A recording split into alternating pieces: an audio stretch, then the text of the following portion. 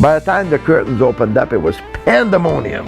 In the spring of 1964, 8 weeks after the Beatles first arrived in America, another music phenomenon was born in Maine. They called it the Pal Hop. That was the biggest thing that ever happened around here. Lewiston-Auburn was really the mecca of rock and roll. Probably as big as the city of Boston was back then, if not bigger. We started a music revolution in this community, and nobody expected this.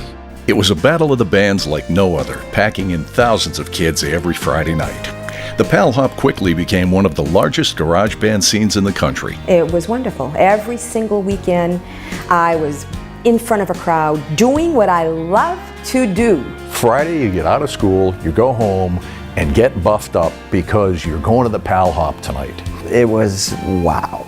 It was a wow moment. You can't forget that. Boy, I'll tell you, it was living a dream. The competition was fierce.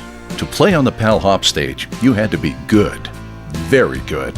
At the time, I thought I had arrived as a musician. And even though I was real young, I had felt that that was like success to me. To me, playing at the Pal Hop was hot stuff. And now here they are, Terry and the Telstar! If you were noticed there and accepted, then people would come to see you play elsewhere. It was a pretty exciting time. Treasure experience. How I wish that our kids, younger kids today, would have that same opportunity. I'll never forget the Pal Hop days. In November 1967, the Pal Hop ended in a riot. I saw blue lights. It was a cop, and he was coming fast. It was during our particular set that a fight broke out. I was personally accused of starting the damn thing, which I did not do. The promoter says, "Stop the music, everybody downstairs, the dance is over." People were throwing rocks and they were throwing bottles, they were throwing through the windows. We were ducking stuff, we were trying to pick up our gear and trying to get out of there. I just thought to myself, geez, you know, did it have to end up like that? Nobody has that stage that we had at the Pal Hop. That all evaporated in that instant. It's beautiful.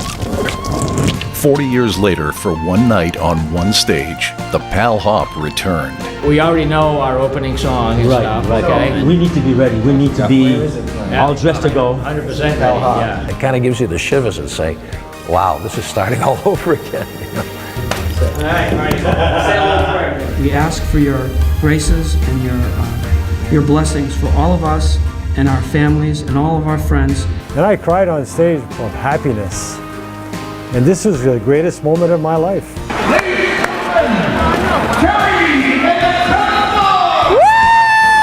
If they had got a break, could have been one of the big bands in the 60s. I'd still like to have a hit record. I'm not dead yet. Pal Hop 2010, how are you?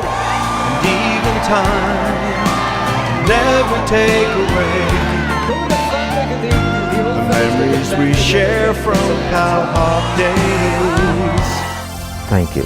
Thank you for letting me share it. They never forgot the Pal Hop days. Yeah, those were fun times. And you won't either. We're not here for a whole long time. Everything's borrowed. And those moments, you know, I can keep and cherish. Pal Hop Days, a film by Bill Maroldo. Everyone should feel what I felt playing on stage the first time. Everyone should feel that.